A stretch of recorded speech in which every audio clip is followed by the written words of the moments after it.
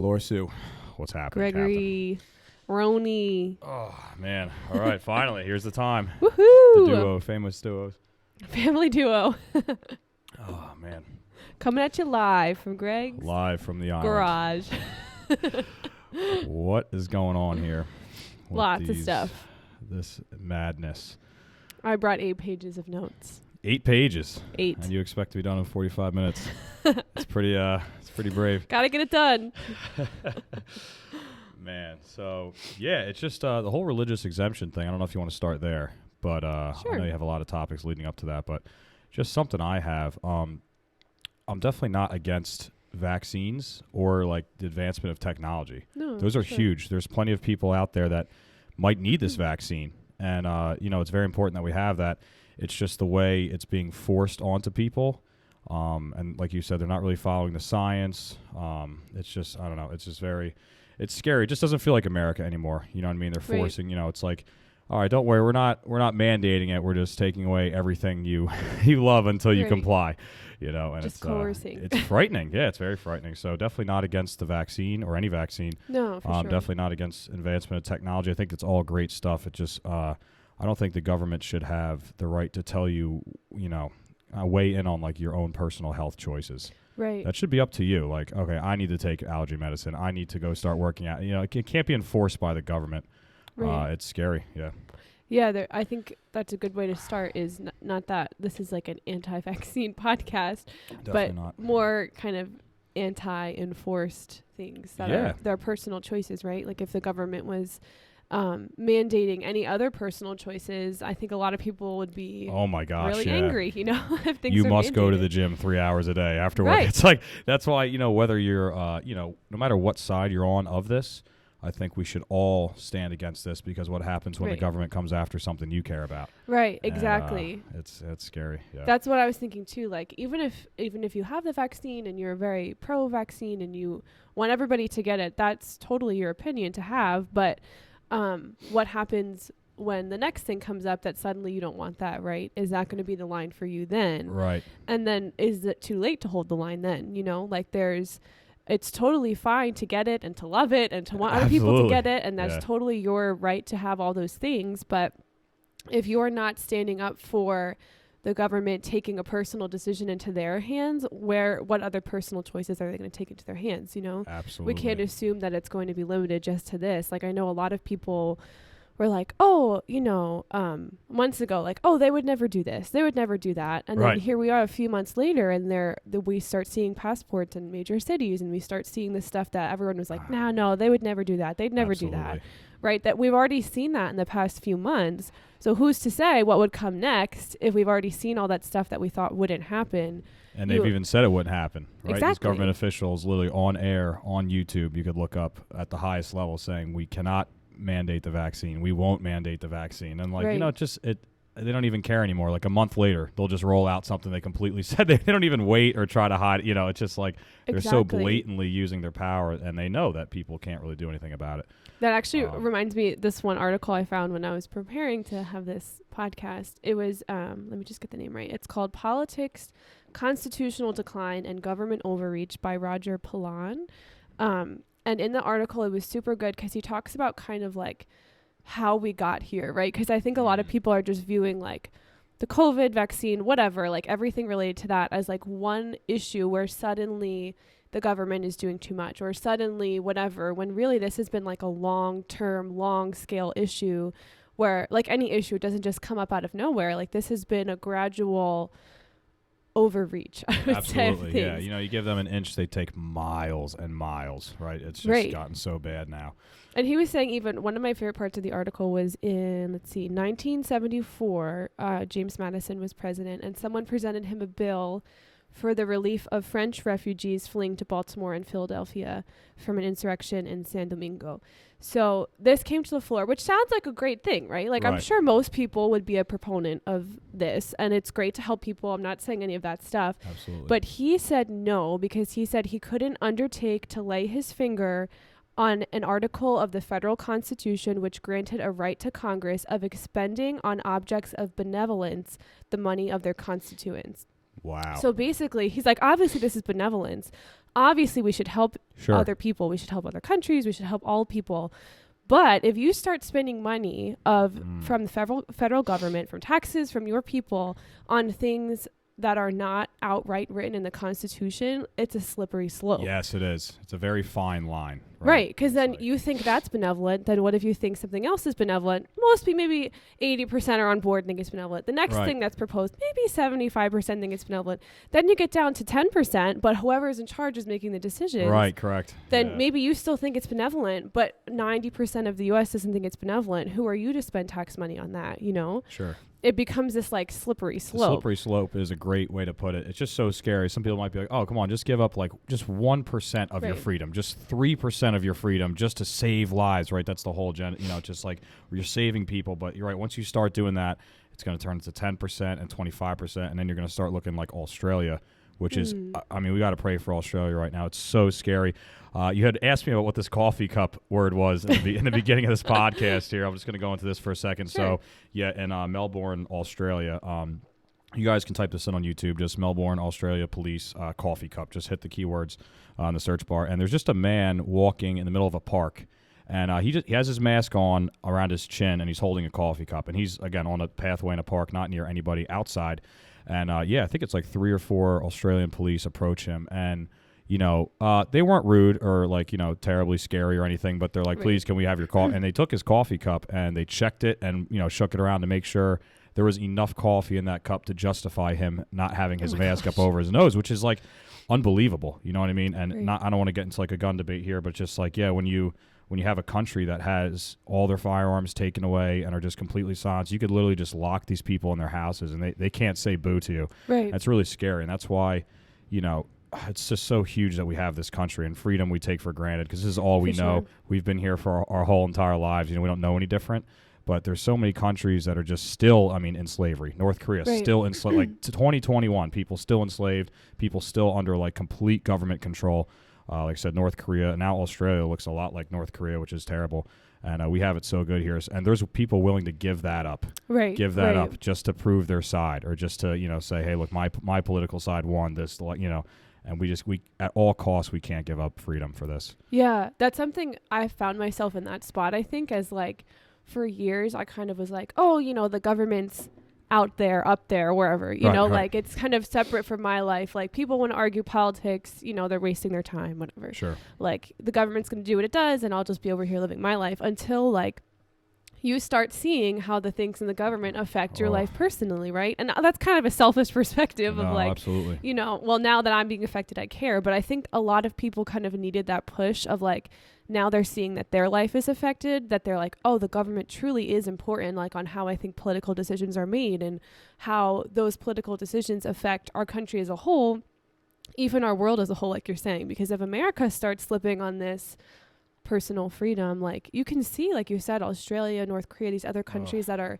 enforcing that type of leadership government, like how you can see how the quality of the lives of their citizen is just deteriorating completely. It's terrible. And that's an example of government that's left unchecked by the populace. Right. So here, you can't get away with a whole lot in government. They are definitely overreaching and it's terrible. And I guess they are still doing it. I shouldn't say that, but with social media and all these like activists, people are like speaking out against any little wrong move, which I guess on one side is a good thing because like if you look at the history of mankind, any leader, any person that's given power that's unchecked results to communism or more so dictatorship.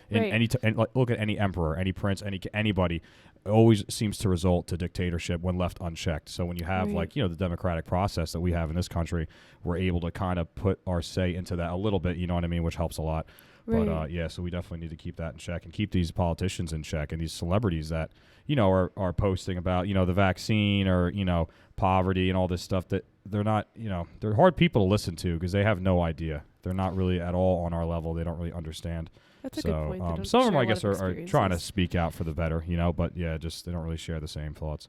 The thing that reminds me, too, of that same article with the quote from James Madison is he really talks about how at like the start of our country when they were forming the Constitution and all of these things, we were really founded on like judge-made laws. And so there was this whole, he calls it progressive social engineering that took place in the early 1900s where people in the political sphere aim to change the judge-made law, which is kind of like what we think of like in court, where there's legal frameworks for people and organizations, and that's what everybody abides by. And they kind of changed it to, I'm going to mess up this word, statutory law, like by statute, where it's enacted by the legislators, the administration, and the executive branch. So this changes the premise of how our laws were kind of in place, and places a lot more influence on like politics and policies. So if you can kind of convince enough people, you know, to be in supportive of your policy, then let's pass this policy, right? It's where we see this huge shift in like, oh, all these people are behind this thing, then we can pass the policy, we can vote it in. Instead of like an issue comes to court and the judge decides, you know, this isn't moral, then this is not going to be part of our country. Gotcha. It like really changes how we see things. So he kind of says like when law is created from this policy perspective, instead of like the reasonable logic-based system, we end up with politicization. I can never say this word. Of law, right? Like it becomes politics, the law, which is dangerous, right? Because then we're trying to vote on what we think is right as a people, which clearly is extremely absolutely. I just remember the stimulus bill, and you know, I know former President Trump wanted to get that out so bad, but there was so much other stuff. This page was like this bill was hundreds of pages long. Right. It had like, there was like 99 other things that was slipped in there.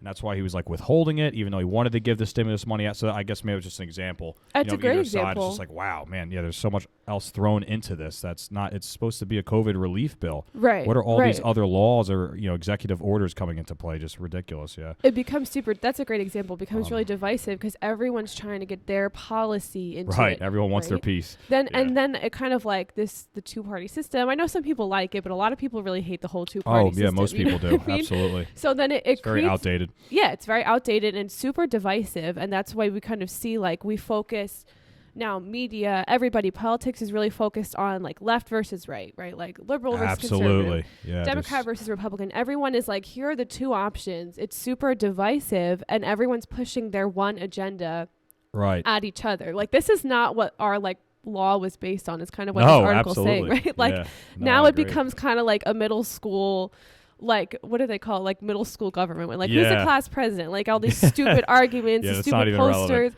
That's like what's tough, and people say, you know, you might want to try to go elsewhere, right? And you really can't break up this two-party system, right? Because if you try to vote like third party or for somebody else like that, Dwayne Johnson, if he wants to come in, you know, people are like, oh, it's a wasted vote. Don't do that. You know, here's your two candidates, and you can't make, you know, it's a wasted vote if you go elsewhere. So it's very hard to break up that two-party system, and that's where the real divide is. Yeah, it's always left versus right.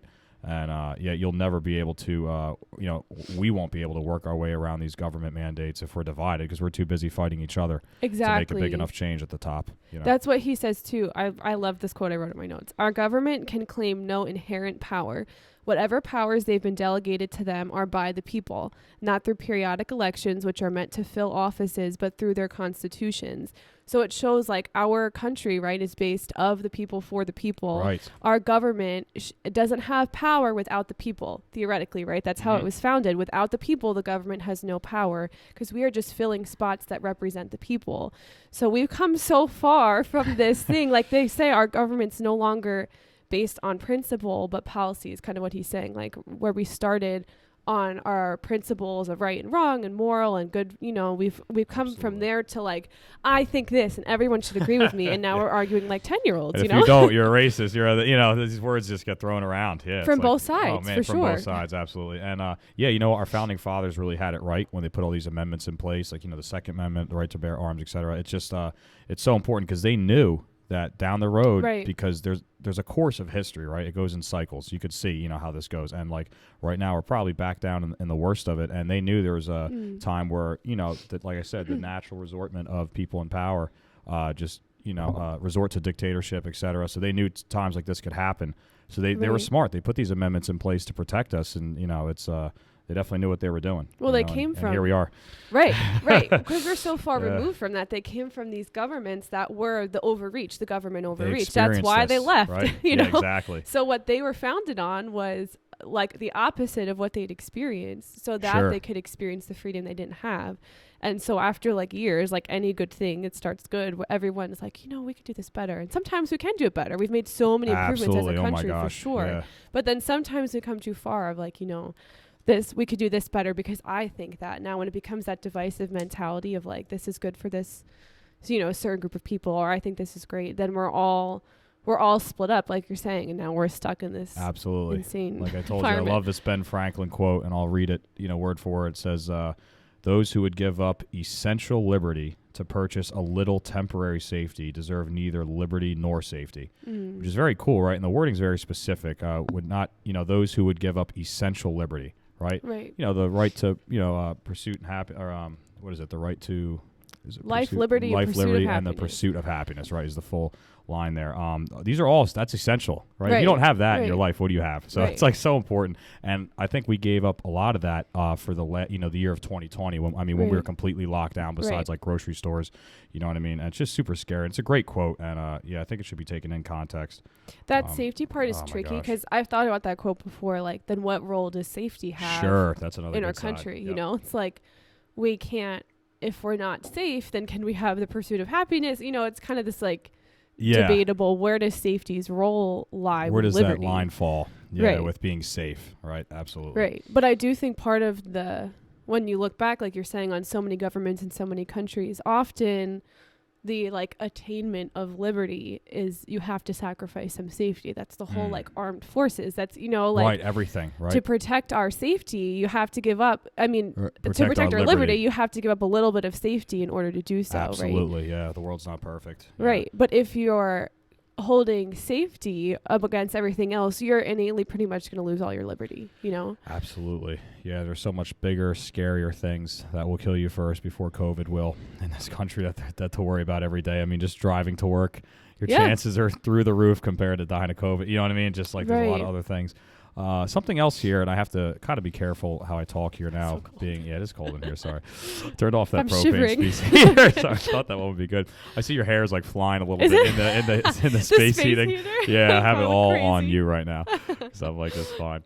But I have to be a little bit careful what I say here now, like being enlisted with the military. But just some, so this is militarytimes.com. This is public information, nothing I'm giving up as of October 18th. So the Navy and the Marine Corps right now have 0 exemption approvals, religious exemption, 0. So that's the entire Marine Corps. The Marines is Department of the Navy, but the entire Navy and then the Marine Corps specifically, none of them have accepted one religious exemption. And the Army has, I believe it's like less than 5. And the Army, with all 3 components, active duty reserves and National Guard, there's like 1 million soldiers Army-wide. Wow. And there's like less than 5. The Air Force, surprisingly, has 336 administrative exemptions, which is a little bit different because I believe administrative includes like medical exemptions. So that's not like their total number, but that's out of 500,000. So it's just really not a thing here, and they are doing like some medical exemptions. I know your chances are slightly higher. Like the Johnson & Johnson vaccine has something in it called polysorbate, and it's something that people have allergies to. They're allergic to this chemical compound. So they're a little bit more lenient with the medical exemptions because obviously that's kind of indisputable when you could prove that. But I'm just kind of going to show that for the religious exemption argument, let's just say from the military standpoint, which is a ton of people, and it's also a government organization, right? So I feel like it's a really good example to go off of. And it's also one of those things that I know a little bit about, but it's not really even a thing. You know what I mean? Based off those numbers. Less than 5. Like they say, hey, less than 5 and 1 million soldiers, and again, militarytimes.com has all this information. It's just I don't know, it's just crazy. So you hear these things like, all right, no, it's not completely mandated. You can get medical exemption, you can get a religious exemption, but it's not really a thing. It's just kind of like a topic. Right, it's not happening. That's something that I noticed, like similar. So I work in healthcare. I'm a speech therapist. Obviously, you know that. A really good one. Thanks. And there's similar, similar if not more. I don't know types of restrictions. Sure. And that I had a similar personal experience where I applied for a job, I accepted the position, and then on the phone call, he told me that they have a vaccination requirement, which again is not uncommon, especially in healthcare. That's pretty common. And I personally have an exemption. And so I told him like, oh, I have an exemption. Where can I submit that? And he, was super polite. He was like, oh, no problem. Like, submit it here to HR, blah, blah, blah. Basically like you're saying, he made it sound like, oh, here's a great option for you. And then it gets denied twice. right? Like, this is not, it's not like, oh, here's a great option for you. It's like, Right. you know, we're going to say we have this so that we can't be held liable. Sure. So you can't come after us with a lawyer, but you probably won't get it. You're like, not getting you know? it. Right. Yeah, that's scary. And it's crazy because I know New Jersey's super strict with this stuff. So apparently they've always been. We have religious and medical exemption options. A lot of like southern, I think more conservative states have, oh shoot, what it's called. It's called something like personal conviction or like philosophical exemption, I think, which is basically like, in nature, I don't agree with whatever it is. Again, it's for right, based off your personal morals. It's not exactly a religious exemption. Right, right. It's you think it's unethical personally. Right. Or it could be like philosophical, like since we're talking about the vaccine, like these are the ingredients in the vaccine. This is why I don't think they work, or something like that. It doesn't even have to be religiously based. It's just like philosophically, I don't agree with this. So that could be more like whatever you think about it is an exemption. So New Jersey does not offer that. They only have religious and medical. But I did a lot of research into religious. So technically, under Title VII of the Civil Rights Act, they prohibit discrimination, employment discrimination on race, color, religion, sex, and national origin. So if you are applying for a religious exemption, technically, there's very little reason, if at all, that they can deny one, because you're protected under discrimination for religious reasons. Right. So if you have a religious reason, there's very little reason that they should deny that, right? And so I found this website by, I'm like shivering, sorry, by this lawyer who, I forget his name. I'll send it to you so you can link it. I think it's Sherman Howard. And he basically explains this whole thing. So under this title, employers can be liable for discrimination if they fail to provide reasonable accommodations for employees' sincerely held religious beliefs. Wow. So innately, like, who is to say whether or not your belief is sincerely held? Right? Nobody has the right to tell you what you sincerely believe. It's your personal religious belief. Right. Personal. So Which it's could your be anything. interpretation of the Bible, your interpretation of Hindu, whatever it is, right? It's your interpretation. So it's hard. It's like, you know, when we were talking about writing a religious exemption letter, you know, you were helping me with it. You're like, yeah, it's like your personal religious belief or your conviction or what, you know, so who are they to say what that is? Exactly. That's you know. And personal, one thing that he says that I really liked, it's basically like even your personal beliefs don't even have to line up with like your church or whatever. So for example, like the Catholic Church, the Pope put out a statement that like it is in line with their beliefs to receive the vaccine. But you can be a Catholic person and disagree with the Pope, and that's still a valid religious reason. Like if you he's not God. Yeah, but it's the same with any religion, right? Sure. That like what they're saying is that even if your personal beliefs conflict with your, like, I don't know what you call it, organizational religious beliefs, like whatever it is, that's a way to say it. Then it's still valid. Like they're not allowed to say no to that. They're not allowed to say no because they also said employers can't reject accommodation requests merely because the asserted beliefs are unique, obscure, or even irrational. Wow. So they really did cover everything. Right. More to the point, employees don't lose their entitlement to an accommodation, even if their personal religious views differ from the official doctrine of their religion. So that's what we were talking about before. So technically, they have extremely limited ways they can deny these, according to this, right? So they said there's few situations in which religious groups' official position provides an objective basis for questioning. So if an employer denies it, they're supposed to have an objective basis, aka like you said that you believed this, but the Bible says this. That's the only way they can say that, right? But to be fair, like unless you're extremely like well read on every religion that your employees might have an objection to, then I don't know how you're going to say no to that, you know? It's very difficult, yeah. Like, Absolutely. who are you to know more than the person who believes it personally, right? Right. And, like, even for me, and I know you and I have discussed this before, like you said, my personal religious beliefs are personal. Like, I'm a Christian, and I know many other Christians who've received the vaccine and feel religiously that they were guided to do so. Sure.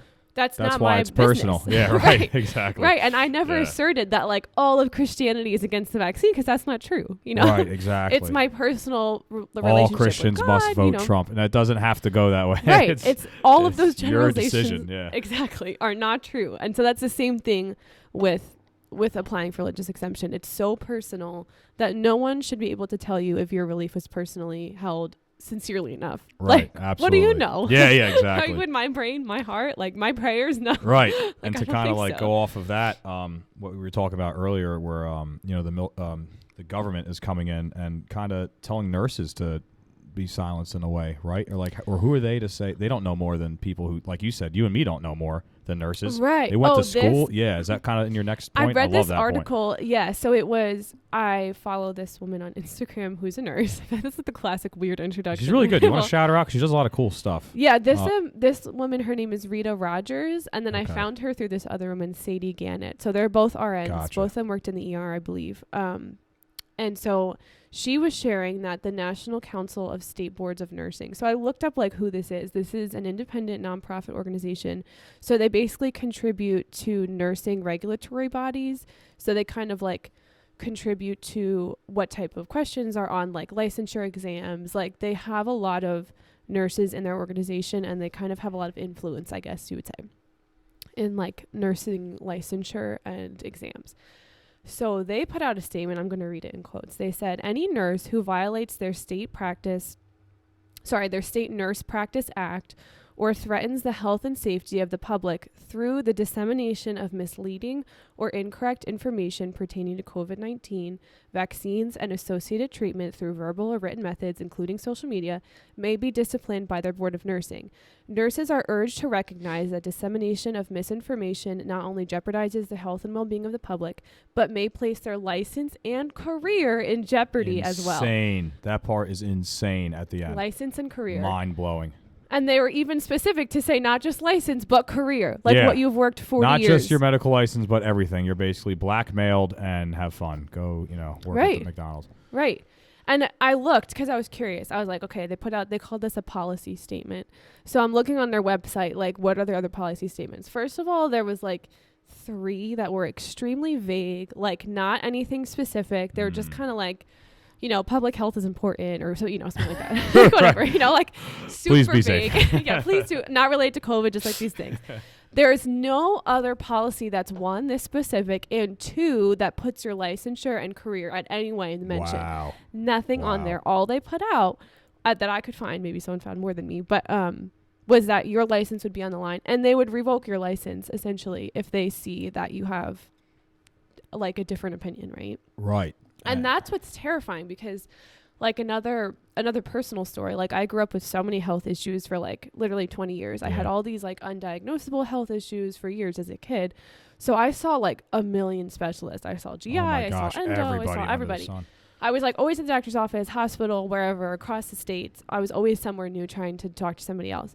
And so like something that I learned from that experience was 1, like you need to get a second opinion, right? You should never have. I remember seeing like so many doctors that would recommend me to other doctors, which is great. At least awesome. They were like, you know what? I can't do anything else. Try seeing this person, like I can't help you any more than this. But if that was not the case, if something for whatever my issues was not treatable by that one decision, there would be no second opinion, right? So when we start seeing like one line of thought in healthcare, that's terrifying, right? Gosh, yeah. Because there's not one answer in any healthcare, really. No, seriously. You know what I mean? There's a million right ways to do one thing, Right. And one of those ways might be the only way for you. And Right. you needed to get to that other doctor or exactly. else, Or even if you and I had the same disease, there's probably one way that you could treat it that would be pretty effective for both of us. Right. But if you look at us, there's going to be a way to do it that's different, Sure, right? There's sure. no way you're going to treat your body like you treat my body because we have different bodies. Absolutely. with No, I different agree. issues, different things. So if there starts to become this narrative, I kind of hate using that word now, Right. of one way, this is so dangerous Right. for everybody, not just the people that are affected by whatever with the COVID vaccine. Like this is horrifying for the whole Absolutely. profession of nursing, that now if you don't say this one thing about this one disease, you could lose your whole career. Absolutely. And the whole idea behind medicine and the medical field is like educated opinions and free speech from Right. people that are super educated, like you said, going to school for 6, 8, 10 years in the Right. medical field, depending on what your position is, and who is the government to say they know more than those doctors? These are people that are trying to share information, and it has happened. My best friend, Robbie Gonzalez, he got the Moderna shot, and nothing against the Moderna vaccine, but he had super irregular heartbeats for like a long long time. Right. And, researched some of the side effects, and it said, enlarged organs, this and that. So I just don't want it to go out there like the vaccine is the only answer. It's perfect. Shut up. It's going to work. You know what I mean? Right. It's like, whoa, wait a minute. Now I can't have kids. Like, you just don't know. And it might be mostly effective and mostly safe. And like you said, even with the vaccine, there's different things. Like we were talking to somebody Thanksgiving. They're like, if you just want to get a shot just because you have to get it, you know what I mean? You just get the J&J because it's one shot, but, it's only 60%. So if you really want the real protection, go Moderna, Pfizer, whatever. So there's all these opinions out there based off of these things. But, yeah, to silence nurses and doctors who this is their specialty, just to like kind of push your narrative a little bit, and then to threaten these people on grounds of losing their license or their career is the craziest thing. But because, again, it fits, a big part of the majority's agenda or opinion, there's not going to be any pushback for that. Right. You know what I mean? Which is insane. We all have to kind of get together on this, I think. And, in the beginning of this whole thing, I was the person who was like, you guys are crazy. Like, there's no agenda. They're trying to help people. And generally, I think there are some people who truly are just trying to help other people. On both sides, I agree. Right. Yeah. But then when you start seeing stuff like this is honestly terrifying for our country and for especially our healthcare system. Like, if this is a one thought tract, like that is not what healthcare is based on, right? Like there's this 3-part called evidence-based practice in all healthcare, and it's the clinician's perspective and informed, what they went to school for. Then there is the patient's experience, and then there's literature. So every practice in all of healthcare is based on that triangle: clinician, patient, and then literature, research, right? So even if, let's just say, like your particular clinician, your particular nurse was really pro-vaccine for you and thought you should have it, the literature is conflicting. The patient belief is conflicted, right? That's a 3-part. There's not one part that's more important than the other one. Like that's what I learned in grad school. Like even if you have all the research and you have all your learned opinions, if the patient is not on board with your treatment, you're going to have to find some middle ground, because you don't, as the clinician with your research, come in and impose it on the patient. That's not proper healthcare. You have to educate them and you both make the decision. Exactly. Okay. Exactly. You educate and then you both make the decision. That's not what I'm a speech therapist. I'm not even a nurse. This is not, like I said, this is not my domain. I don't know exactly what's the vaccines. I don't know all that stuff. But like from just that part, that's evidence-based. If you're leaving out the patient, you're leaving out like this whole chunk of like informed consent. That's 1/3 of the whole practice. It is. Wow. And that's like, honestly, like everyone's been in some kind of healthcare scenario where someone said something and they like weren't on board with it and they didn't do it, right? Like, when you go to the doctor, like, you should probably work out more. And like, no, that's all right. I'm just going to take this diet pill real quick.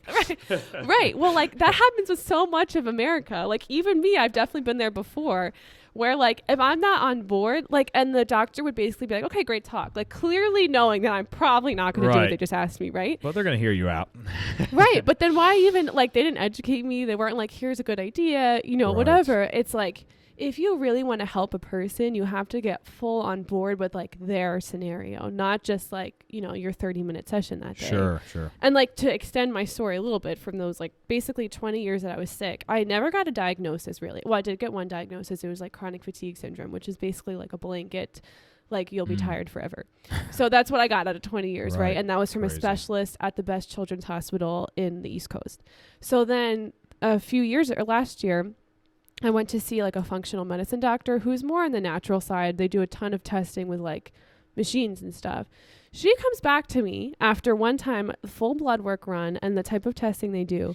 She gives me like 4 diagnoses. My arteries were all swollen, which means my like organs weren't getting enough oxygen. My muscles weren't getting enough oxygen. Like no wonder I felt awful. Oh my gosh. No wonder my digestion was bad. Like literally these 4 diagnoses gives me all these like natural supplements and natural treatments, like different, I'm not going to describe it because I don't know how to describe it properly, like different things.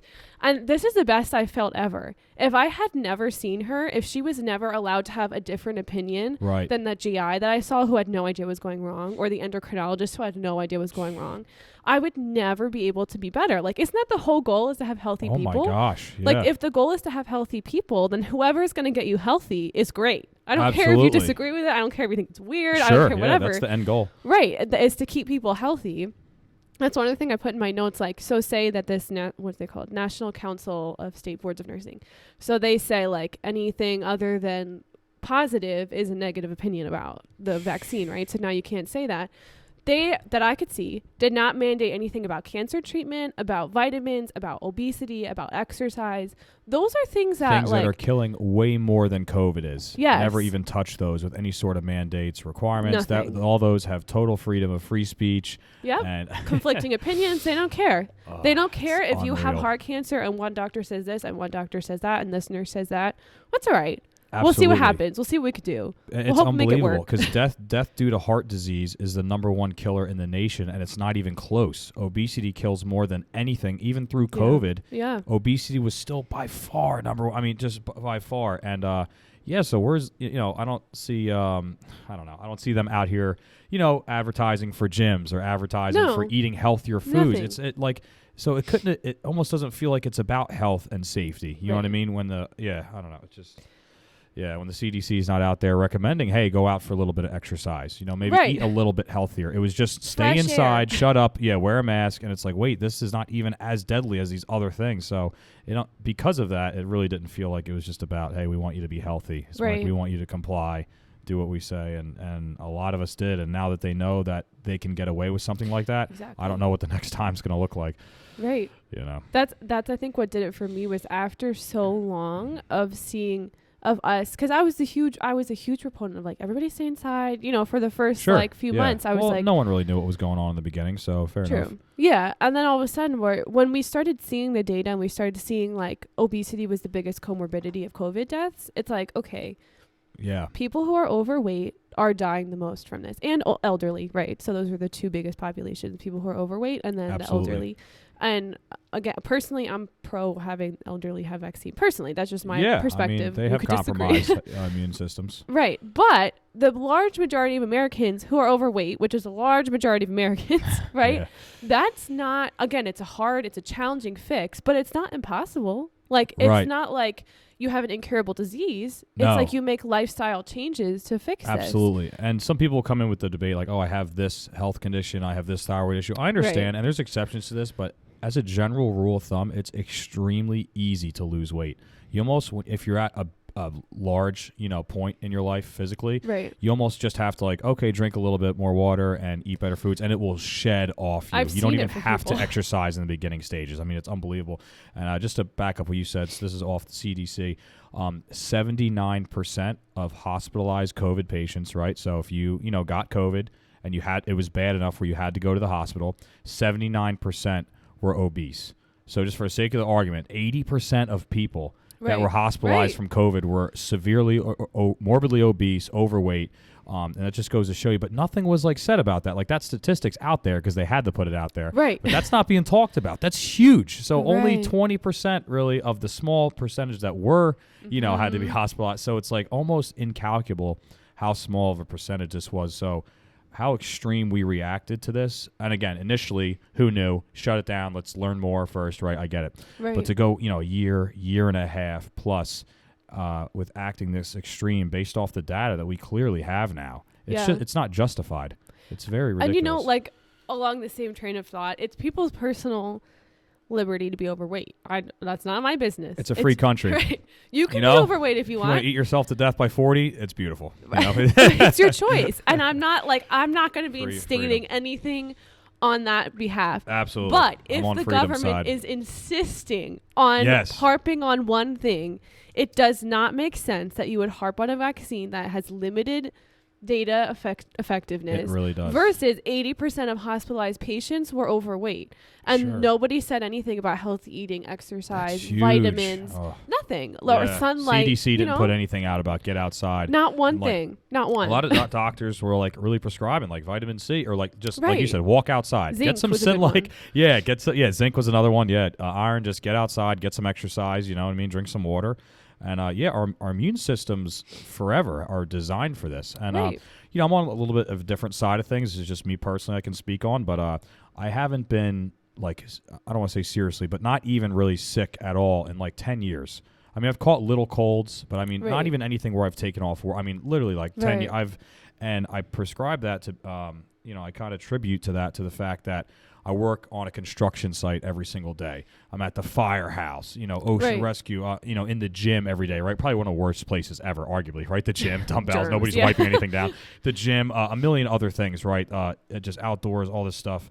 So, and I haven't really done any like super crazy due diligence. Like I wash my hands every time, but I'm not like 10 times a day, hand sanitizer, 3 showers a day, and I've never been, and again, this is just like my experience. This is not like, okay, this is what everybody should be doing. This is science. Yeah. But, and I kind of like tribute that to the fact that I think I have a very strong immune system, and they're meant to do their job. You know what I mean? That's what they're there for. You know what I mean? And if you don't coddle them to no end, I think you're going to see good things with that. So, and something that I've kind of started changing how I'm thinking, partly because I've been seeing that new doctor who's very pro, like, they find everything. So I'm no longer nervous that, like, what if I randomly have cancer, which is a big fear, right, for people. Absolutely. But they also are huge on, like you're saying, your immune system is a system in your body that's designed to work effectively, right? Absolutely. If it's not working effectively, there's things you can do to support it. But also, you should be supporting it with your diet, right, with your exercise. There's things you can actively do to improve it. Right. It's not just like, I hope my immune system's good. Like, obviously, part of that, we're all hoping our immune system's good for sure. But you can do something to make it better. Right. There's this perspective of like everything that happens to me is out of my control and I hope we'll be okay. And I think that's been like exasperated by COVID. Like if I get it, who knows what's going to happen? And again, there's part of that that's true. Sure. But there's also part of it where if you look at the data and you're not overweight and you're not, elderly, the chances are super low. If you're taking care of your body to some extent, most people aren't like you, to be honest. Most people are not working out and working physical jobs and eating a really healthy organic diet. That's most people. But most people can like eat some more vegetables and go for a walk after work. Small steps. Right. Like those walk before you run. Yeah. Those are still important to help support your bodies. And that was one more thing I noted was like the government's job is to protect our life, liberty, pursuit of happiness, right? The Bill of Rights, the Constitution, all that stuff. DOD, Department of Defense. Our job to protect our personal responsibilities, right? Your health is your personal responsibility. And the reason you have that responsibility is because the government is protecting your right to pursue life, liberty, and pursuit of happiness, right? Like their job is only to protect your liberties. It's not to protect your health. Because hopefully you don't want the government protecting your health. They don't. Who are they? Like, obviously they're informed by medical professionals. Like, obviously Dr. Fauci is a doctor, and so it's not like some random person. They are, medically informed. But like, I've never seen Dr. Fauci in my life. He doesn't know my body. I'm not taking his advice unless you've seen my blood work, unless you've seen the things I have. Right? It's not designed for individualism. It's Exactly. So that's the one thing, like, even though we have our own perspectives on like health and what we should do to protect ourselves, like at the end of the day, the reason we're able to do that is because our liberties are being protected by the government, not our health. Right. And that's not in their job description. Again, who are they to tell you what's best for your health when you, for 20 years, know what you've been struggling with? You've talked to more specialists than anybody. How are they going to tell you what's good for you just based off a blanket statement of some, kind of sporadic research on a whim? It's unbelievable. Yeah, they don't have the right to do that. It also reminds me when I was looking at some of the stuff, because I was thinking like how a lot of people are like, well, the science says this, and and again, like, well, one thing just grammatically, I hate the phrase that's like, trust the science, because it's like, trust the math. Like, no, trust the science experiment, trust the data. Like, science is it just irks me. Yeah, I know. It's such a blanket statement. English. Like, no, what are you trusting the English? Like, it doesn't make any of the science. Like, trust the experiment, trust the data, trust the literature. Yeah, like, let's trust break something. down science a little bit. You know what I mean? Because what science? I mean, it rains onto. I mean, it doesn't make sense. Like, what are we referring to? Yeah. No, nobody knows. That's the issue. Is that like such a broad statement? Like, oh, okay, like got it. Like, yeah, I think it's just like the lazy keyboard, like the keyboard warriors. Just real quick. Trust the science, idiot. You know what I mean? Just put it in honestly, and then walk away. And like, obviously, what does that mean? Like I said, I'm not qualified at all to be discussing the actual science behind any of the research. But I did do my undergrad in teaching, and I also teach right now, and so I'm like randomly like knowledgeable about the scientific method, only because I teach it so frequently. Where like, if everyone learned in school, but if you didn't remember it, like it starts with a question, right? And then in the little diagram, like the like the steps, it says if the results of the experiment or the study come back as partially or not fully true, you use those results as a background to continue a new question to test and process the information. That's interesting. So that's like the normal for everything. And that's what they're doing with a lot of the studies on everything. But I hate when people say it as such a broad statement of like, this is it and it's decided. Because then I found this thing, which I just personally loved because it comes from an educator's perspective. But they had this kid who said, I get it. Science is just like spelling. You just have to memorize it and it doesn't make any sense. And they were saying the juxtaposition of that quote shows the serious shortcomings of science education. Like everybody knows that. You don't memorize science. That's pretty, sure. Right? The whole like when you think of when you were in like third grade or whatever and you had to do science experiments, like everyone thinks of that like volcano thing. Like, you know, it's all about like, what do you think is going to happen? Like I did this thing with my kids the other day. I'm teaching preschool right now where it was like, what do you think will happen when I put this thing in water? So it was like a frosted flake, like a piece of paper and like a rock or something. So they all had, I was like, what do you think is going to happen? And then all of them, you know, were guessing like, oh, I think it's going to fold. I think this is whatever. You know, they have no idea. Like, but that's the whole point is you start to train kids. Like the whole science thing is to ask questions and to explore what's going to happen. Right. Right. That's what science is. It's like an adventure and like seeing what you can find based on your question. So when we just say trust the science as if everything's been decided when the vaccine's been out for like a year and a half, almost 2 years, like that this is like a bigger thing than if the rock's going to float or not. You know, right, this isn't absolutely. like, it's a good way to put it. It's answered and finished. Like this is a morgue. And I think everybody agrees on that. No matter if you're pro or against or in the middle or whatever, absolutely. Like everyone's kind of like, we'll see what happens and is curious. But we have to keep up that same mindset of like, okay, I'm still questioning, I'm still seeing. And the government doesn't seem to be taking that perspective when they're just mandating everything for everybody. Absolutely. And science, like history, is like an ever-changing subject that's being updated, right? History is like the biggest subject you could possibly learn because it's constantly expanding. There's more wars, more presidents being elected, right? So it's such a massive subject. Science is like that as we're constantly discovering new things about it. So it's just you have to actively continue to research and learn. You never stop learning until you die. Things just are always changing, finding out new things every day, even still. So, yeah, you definitely have to take that approach and look at things that are other than traditional or just, quick research. Yeah, agreed. Yeah, crazy times we're in right now. But, I'm curious to see where this goes going forward. You were talking to me a little bit beforehand about how the rates aren't really changing much with the vaccination rates. That was something interesting. That might be a good time to come in with that. That was really interesting to me. I think you said something along the lines that with increasing vaccination rates amongst the populace, that the COVID rates aren't necessarily dropping in most continents. Yeah, I was trying to look through what I did, and again, this is not because I have a ton of knowledge on this topic, but more so to say like the government should never be mandating anything like this, but especially on the grounds of like this is not overwhelmingly positive. It's not overwhelmingly effective in the data. Like absolutely. And even then it still would be overreach. Right. This isn't even that it still would be, but it's not like it's killing like 25% of the population, like something where it's like, okay, wait, let's let the government get their hands on this and get in control. Right. It's not anything remotely like that. What I did, because I was curious, was I know that like Denmark, I think it was in September, October, they, what do they call it? They just like rolled back all their COVID restrictions. Like they took all of them off. So I was kind of like curious what was happening with them.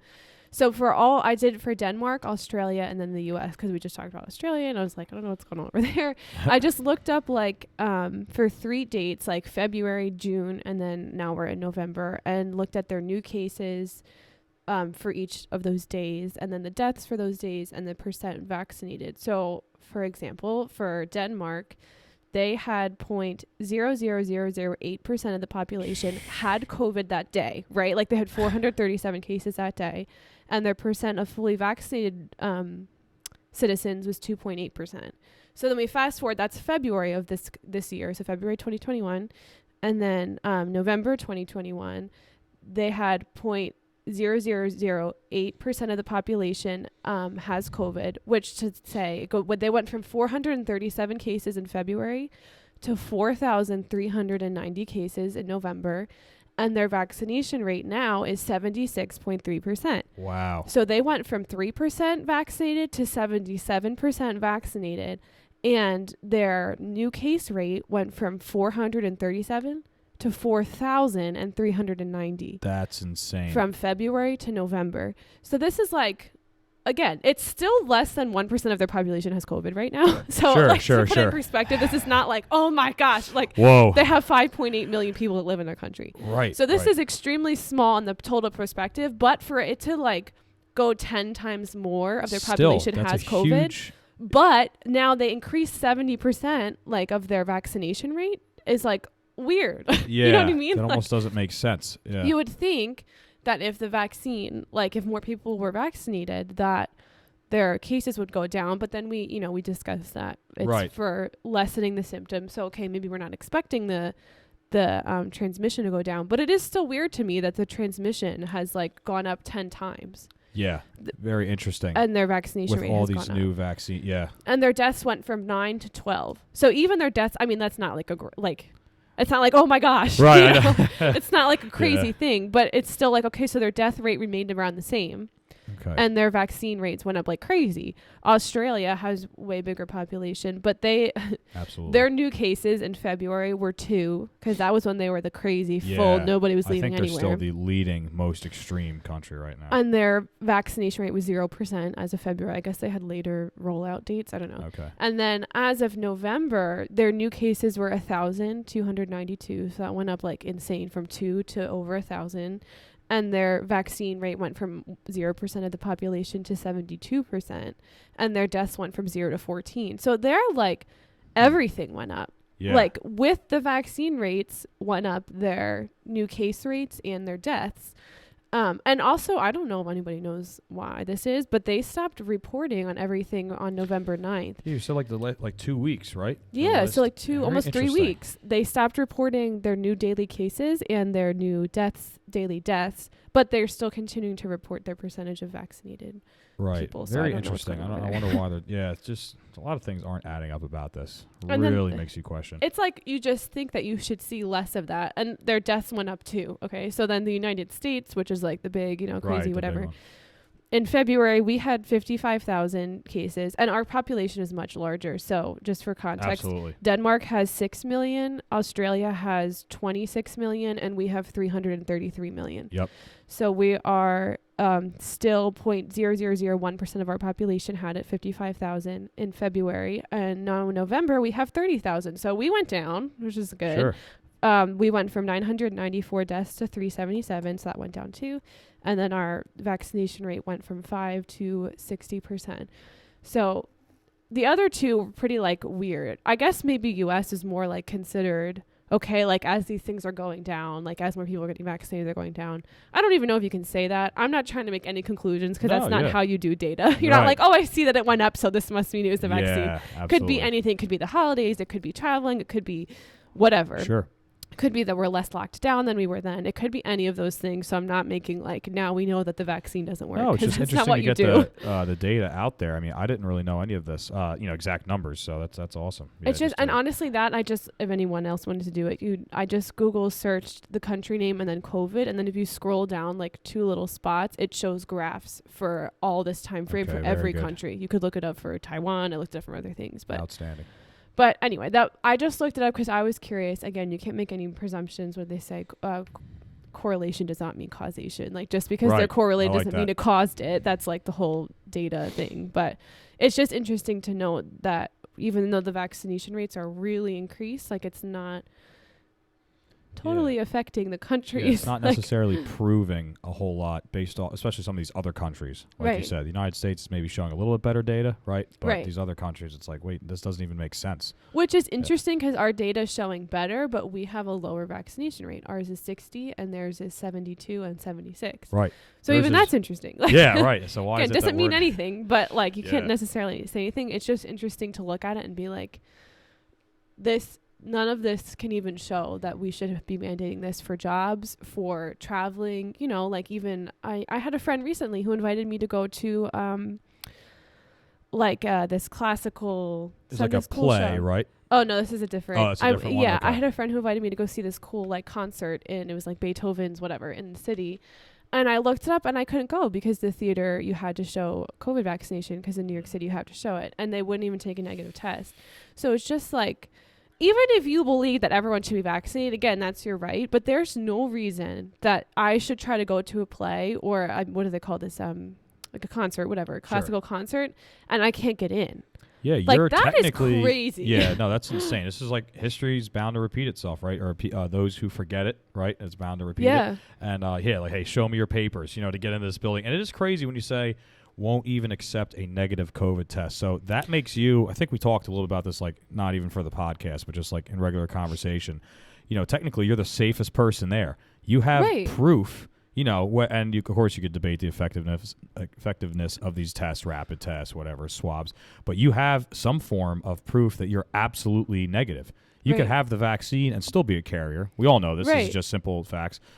So yeah, you would actually be proven to be the safest person there, and they're not even accepting that type. So that kind of tells me there, it's like, wait, they're not willing to look at, like you said, follow the science. Well, here's me with a negative test today trying to come in. So here's my sign. But no, we just want you to be vaccinated to come in. So that's kind of part of that too. It's just like, I hope that people at least see that that's crazy, regardless of where you stand on if you should be vaccinated or not. Again, we're not trying to be like, if you're vaccinated, you're horrible, or if you think vaccines are good, you're horrible. None of that. It's just like, I'm not like I said, I'm not against the vaccine. I'm on freedom's side. So your freedom to choose to get this vaccine is awesome to me. That's what America is right there.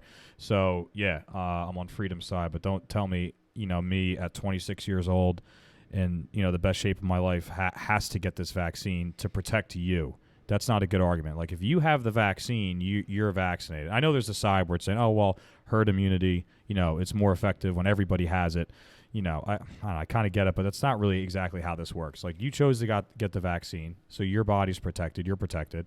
You know what I mean? I don't think you should force me to get it. And again, what we were talking about, it's like, oh, don't worry, it's not mandates. It's just taking away everything you care about until you comply. So it's like, if you take my ability away to, fly to Ireland, and then I can't even go to the movie theaters anymore. And like, if you look at New York City, it's basically you can't do anything. You can't live there if you're not vaccinated. I was in the city with Robbie, back a few months ago, and it was hard. You're able to go into stores, so places where you can wear masks. You could leave your mask on 24/7. You're allowed to go in. There's no checks. Like we went to Nintendo World, we went to Lego, all these places. But any restaurant or a location where you'd have to remove your mask for even a second to consume a drink or a food, you need to show proof of vaccination. You not eat there? No, I just did like my classic. Like I went to all the food trucks. I got some soft pretzels. You know how there's New York City. It's ridiculous. You get a hot dog on every corner. So we just did like that type of. But isn't that insane? You had to eat outside. Yeah, like there's that makes me upset. Yeah, for you. it's very like kind of I don't know. It's back to like the segregation thing. You know what I mean? It's very it feels demeaning. terrible. Like we really all want to be together. It's just it is. It's kind of like all right, the non-vaccinated, right? That's the worst stereotype about this. All right, the non-vaccinated sit out here in this tent. The vaccinated can come inside and get a hot meal. You know what I mean? Like the narrative is like really like demeaning, and the segregation is terrible. It reminds me of like way back in early 1900s. It's insane. And I feel like that's something that everyone should, at this point, should be able to take note of. Like, even if you're vaccinated, you can do everything. If your friend, your brother, whatever, if you're trying to go out to the city or wherever, and your friend can't even come inside, I would be, I think, more angry than I am as the person who can't go inside. Right, absolutely, because you're selfless and you care about your friend. You know what I mean? It's tough. And another thing to point out with that is, while that was the case for restaurants, we also found out that we tried to do. I need to find a name of this. I believe it was the Skyview. It's just one of those things in New York City. Top of the Rock. Top of the Rock. Yeah. Thank you. That was exactly what it was. There, I think it's by Times Square. Is that? It's somewhere close to that. It's within reference 17th Street. Rockefeller. And that's simply just a quick elevator shaft to the rooftop, and that's it. And you needed a vaccine ID. So while Robbie had it because he's in the Air Force, and his friend Ashley had it as well. I didn't have and I still don't have my vaccine card. Right. So we weren't able to do that. Right. So while it seemed to be just all, and I actually talked to a guy at the Nintendo World, and he was like, while it seems to just be restaurants, he's like, I went to go see the new Marvel movie at a theater, and it was required vaccine. But because I guess, hey, if you want to buy soda, popcorn, you might have to remove your mask. So that's kind of where the city is right now, New York City. That is just, honestly, terrible. It's so I couldn't upsetting. live there. It's unbelievable. Yeah, and a cool place to visit, just for me, I don't know. It's really going to crap. It there. is. And people are fleeing, and that's why everyone's moving to Texas. Right. And people like Joe Rogan, Florida. he was living in California, Texas. Yep. San Antonio, all these different locations, and because there's only there's only so much crap you can put up with. Yeah, it's like it's hard. If I can't go in to get a snack, it's like I just want to run in real quick and get so it's kind of forced to, like I said, eat outside, and we still made a great day of it, but it's not what it was. And I know how we always go as a family to see the Rockettes. Like, everything's so crazy different this year. We have to evaluate as a family because we don't have the vaccine. What we can even do now, and it just sucks. It just like feels like dark times where you can't really. It does. And like that should, and I honestly, I have so much maybe naive faith in the American people that we truly do care for each other. Like, I've seen that at stores. I've seen that with people who look like me and don't look like me, people who I agree and disagree with in public, many times have stood up for me. Like, even just as like a girl, I've seen like random people, just been like, oh, just looking out for me. Like, you can see that, like, the people care for each other.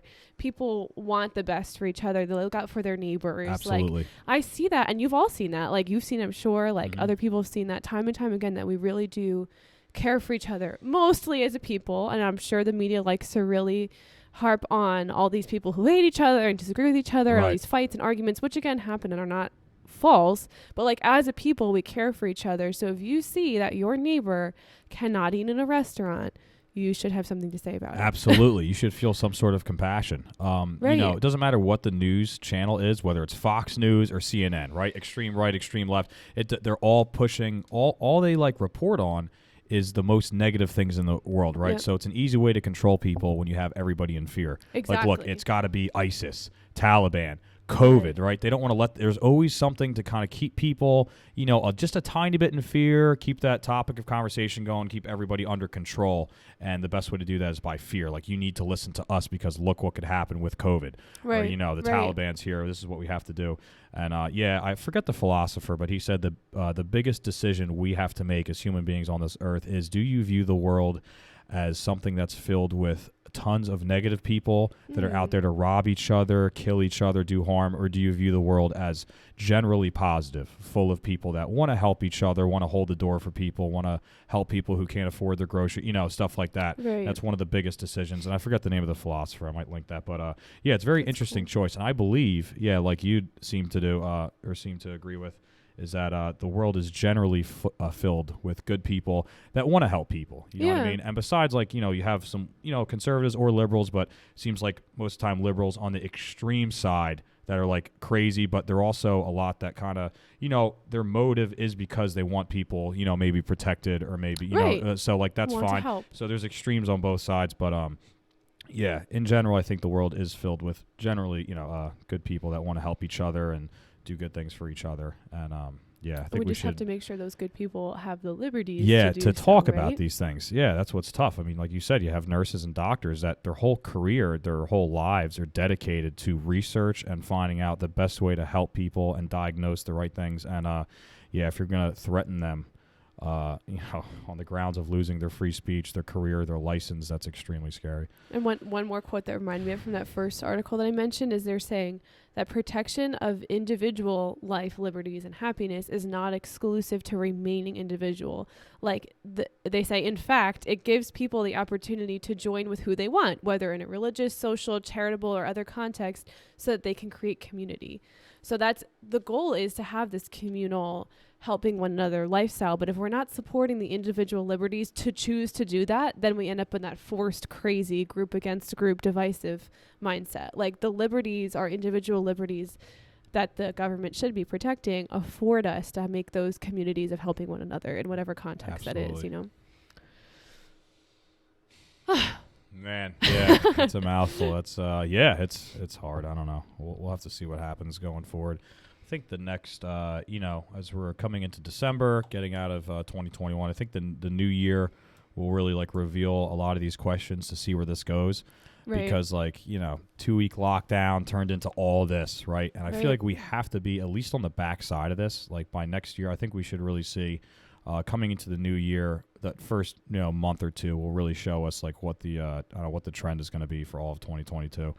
Yeah. So I'll be interested. And that's the time to stick with it. Like, if you're a person who's like, even if you're vaccinated or not vaccinated, if someone's listening to this and is like, you know what, like, yeah, I need to do more to stand up for people's liberties. Like, it doesn't matter what you chose to do. You can still stand up for freedom of liberties, right? Absolutely. Even if you have a vaccine card, you can say, I'm not showing it.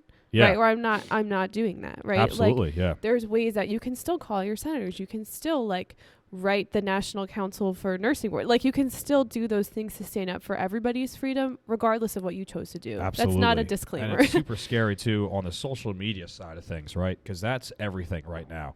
And Facebook owns everything. They own WhatsApp now, Instagram. I think it's Snapchat too. Am I right on that? I believe they own Snapchat, but I won't say that for a fact. I don't know, but they have everything, and now they released. It's called Meta, which is like everything that falls, and it's getting like kind of a little creepy, a little bit weird, yeah, a little bit scary.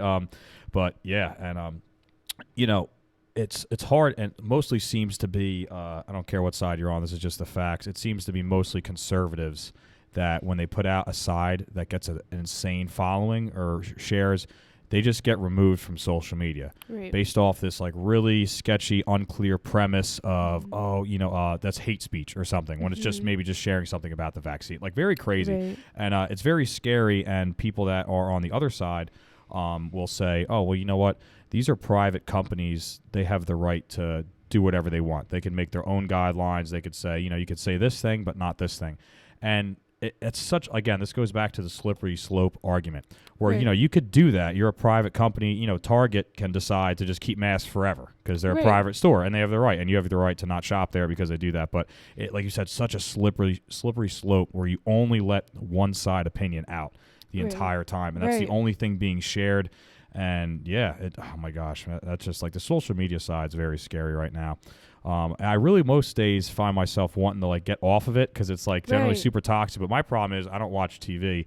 And if I don't have social media, I'll know nothing. I'll be left just Googling random things that I think might be happening, and I'll never get anywhere. So social media keeps me in touch with all my friends. You could follow, politicians and find out news, because if I don't have that, I'm completely in the dark. So I find myself almost needing it a little bit just to be somewhat educated, because I don't watch the news, And I feel like most people don't. Most people don't even do cable anymore. It's most young people are like, what news? It's funny, over at Nicole's house with her family last night, watching a little bit of cable TV, and they're not even really advertising in commercials anymore. This is the first time I've seen this. We were watching a TV show, and it went to commercial, and there's just like a little hamster running on a wheel, and it said we're on a commercial break.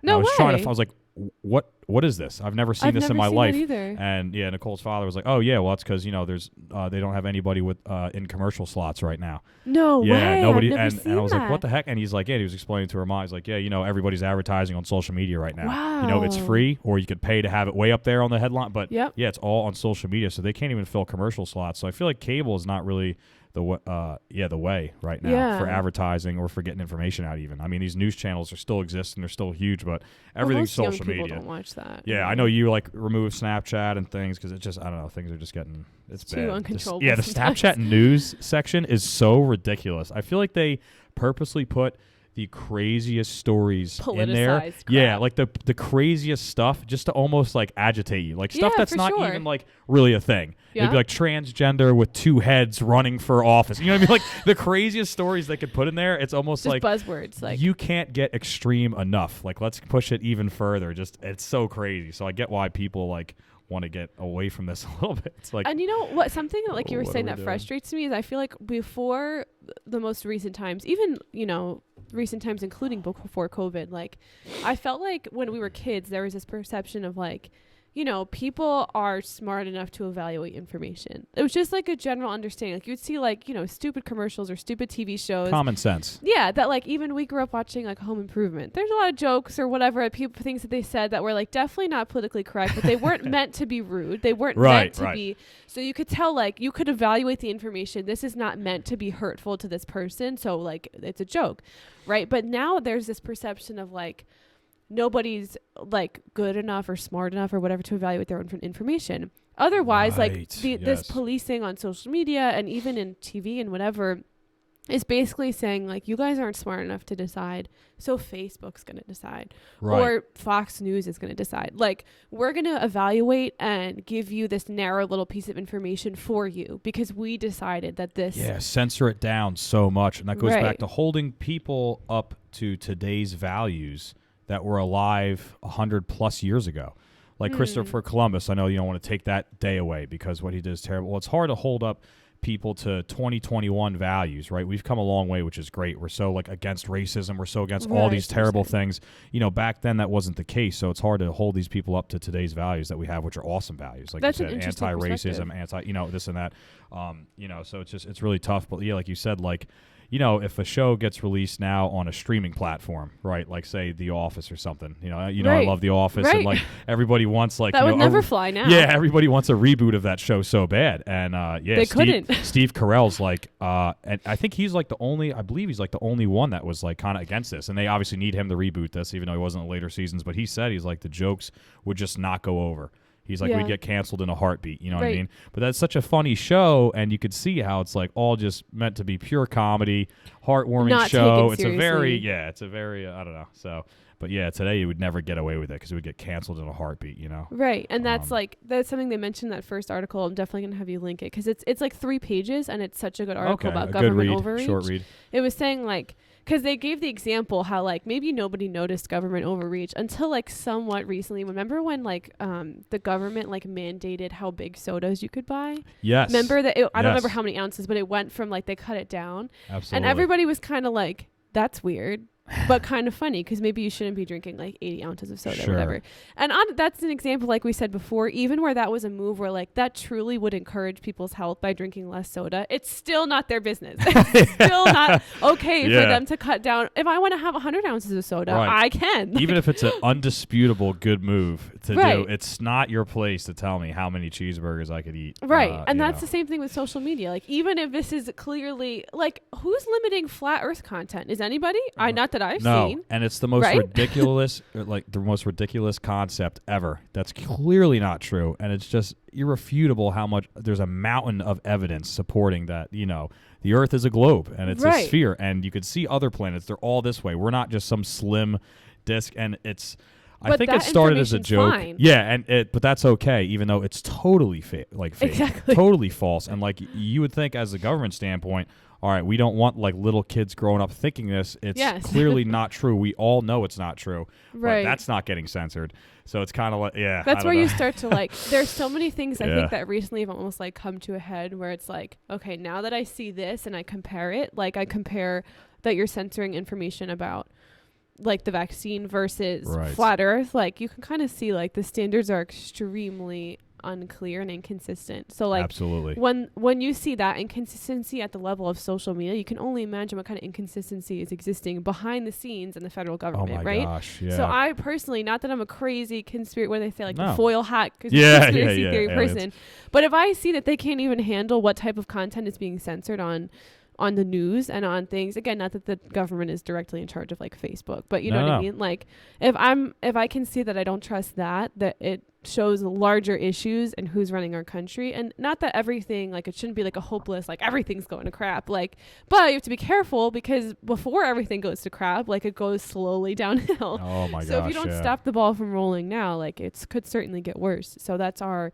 position now, is being really careful with our personal liberties of like where we're willing to toe the line. Like another good example of that was last week or the week before, we when we went out to that bar, we went to see like a music show. Yes, I wanted to talk about this. And I walked in, I got there before you obviously, and when I walked in, the lady at the desk was like, oh, ID and vaccine card. And well, first of all, nobody had told us that we need to have that. It wasn't anywhere. Yeah, so I didn't even know. And so I already bought the ticket for both of us, and I was like, I don't have the vaccine card. And she was like, well, is it on your phone? And I was like, no. And she was like, well, are you vaccinated? She was getting like increasingly it's ridiculous.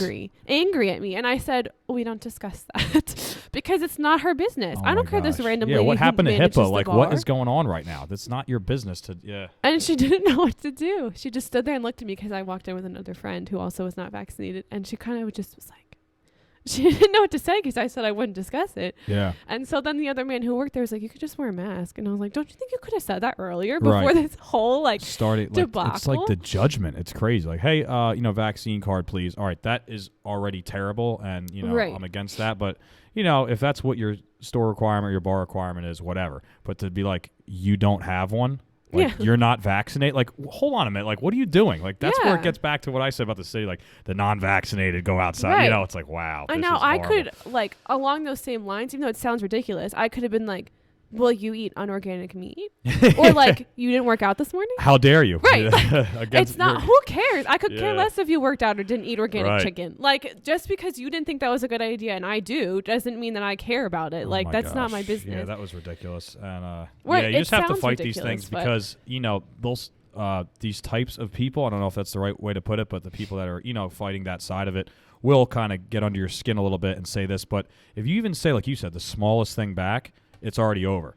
So don't be afraid to say it. Like, I just kind of walked in and I said no, and I had a mask. I never even wore it once, and no one ever came up to me once. And then looking around the whole bar, eventually no one had a mask on. Yeah. So it was just that initial like jab at you a little bit, but it's not reality. They're not gonna. These people usually back down. And that was quickly. another thing when we all came in and ended up, because we ended up just sitting with the people that we already hang out with without masks on anyway. Yeah, right. Like, and I personally Roommates, don't generally. Everything. Yeah, like I personally don't generally go to like huge places without a mask. Like, just personally, I probably wouldn't go to like a huge show with like tight quarters with people.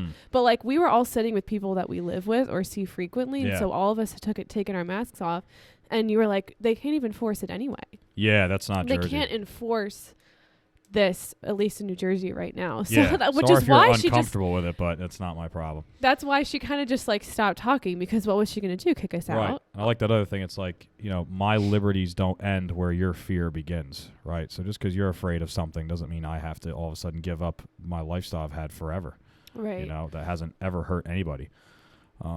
And at first I was like, well, we have to be looking out for the common good of people, which is true. And we Very should be true. looking out for the common good of people. But everybody should be looking out for their own good as well. Absolutely. Like, if I'm looking out for my own good and you're looking out for your own good with our health, then we should be able to coexist. And if you're uncomfortable coexisting with me, then maybe you should go to a different spot. Right. Not in a segregated, different way, but like, we all have the same liberties.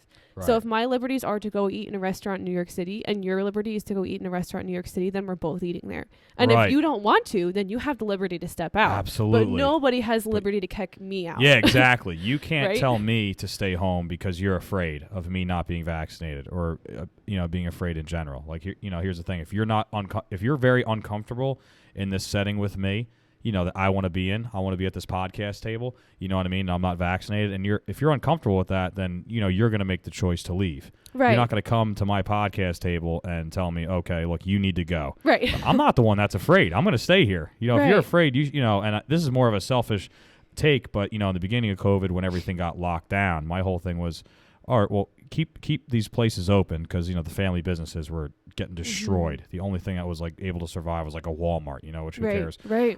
You know, so my whole thing with the lockdown argument side was just, you know, if you're scared, stay home. Don't keep me home. I'm willing to go in there, not vaccinated, not whatever. So, Right. yeah, I don't know. It's just insane. It comes down to that personal choice versus like kicking everyone out. And it's Yeah. a stupid example. It reminds me, like, I teach preschool and we have this rule where there's like 3 kids at a toy, right? Because otherwise it's gets chaotic Interesting. or whatever, right? Yeah, right. So I walk over and there's 5 kids at this one toy, and I was like, okay, you guys are gonna have to figure it out. Like, 2 of you need to leave, and if you don't decide, I'm gonna decide.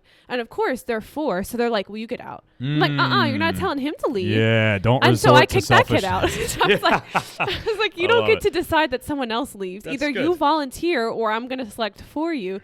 But honestly, that's what we're seeing with adults, right? We're like, well, I want to be here, so you leave. Like, Yeah, we no, shouldn't no. resort to selfishness, you know. And sometimes I fall victim to that. But yeah, it's like, Me look, too. I'm willing to be here. I'm okay with being around you. You're not Right. vaccinated. Now, if you're not okay with being around me, then maybe you need to leave because I'm not leaving this bar. Right, You know, because at that point, it's a personal choice that you personally feel uncomfortable, and so you Right. leave, versus someone else choosing for you. Absolutely. Right? If I'm uncomfortable and I choose to leave, that's still a personal choice. But if I'm uncomfortable and you get kicked out, that's no longer your personal choice. Yeah. Right? So it comes down to your personal choice. You can't take my freedom away based off of a fear you have. Yeah. Yeah, which is absolutely, personal choice. Just keep driving that key word home. Absolutely. Yeah, what else you got? I feel like we covered a lot here. I know. I think we covered all my notes. My Just 8 want to make pages. sure. Yeah, I didn't have a whole lot. I just kind of wanted to, I know you have a lot of more of the experience than I do based off of, your career and also all your experience of the religious exemptions getting turned down. So I think a lot of that was covered. That's really what I wanted to go over today. And that's common I've seen for a lot of people, like, just to speak on, I won't go into like specifics on that, Sure. but the one thing that one of the many things that really got to me about that, again, like I said, I'm not going to discuss my personal religious beliefs and stuff, but again, no one should have to question them. If I say I have a religious belief that conflicts with this, then that's it. It's not anyone else's business of if you agree with me or not. Absolutely. But when I explained, I asked for explanation, right? So I submitted all this paperwork. I filled out their forms. I wrote all my stuff, all this stuff.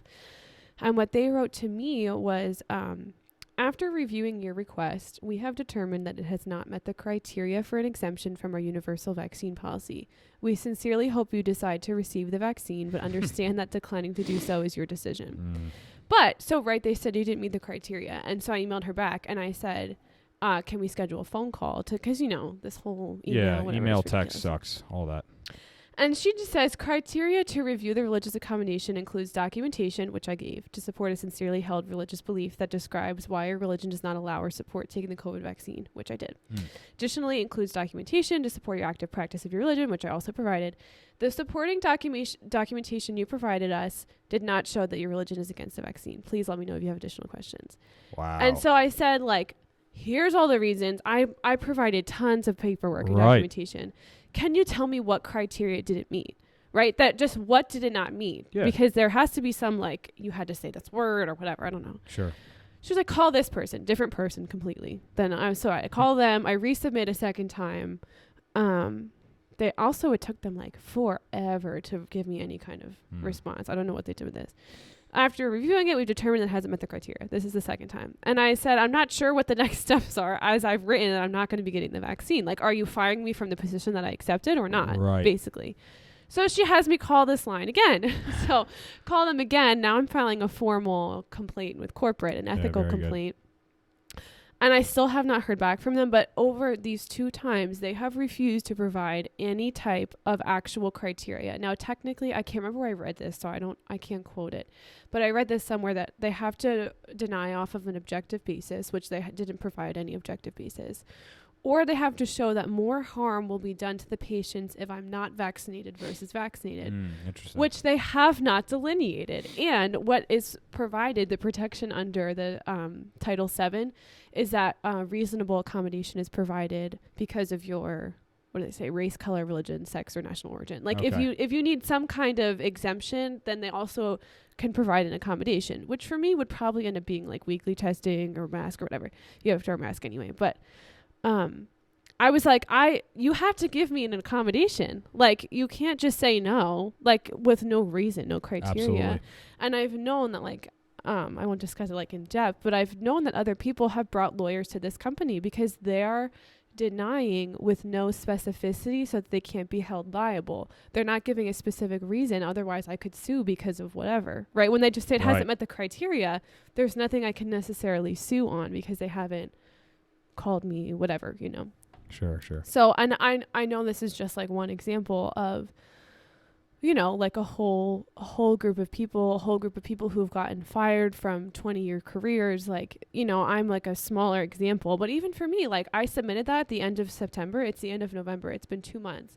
I would have been without work if I had not gotten another job. Insane. So I got another job in the meantime because obviously I need to support myself that accepted my religious exemption so that I could support myself. But there are many people who don't even have jobs because they were fired or denied jobs because of their religious or medical or whatever exemptions that they needed. And so that's what terrible. We should be enraged on also. Not that you can't eat in a restaurant in New York, which is still just as important, but also that you can't have a job to provide for your family. Yeah. What are you supposed to do?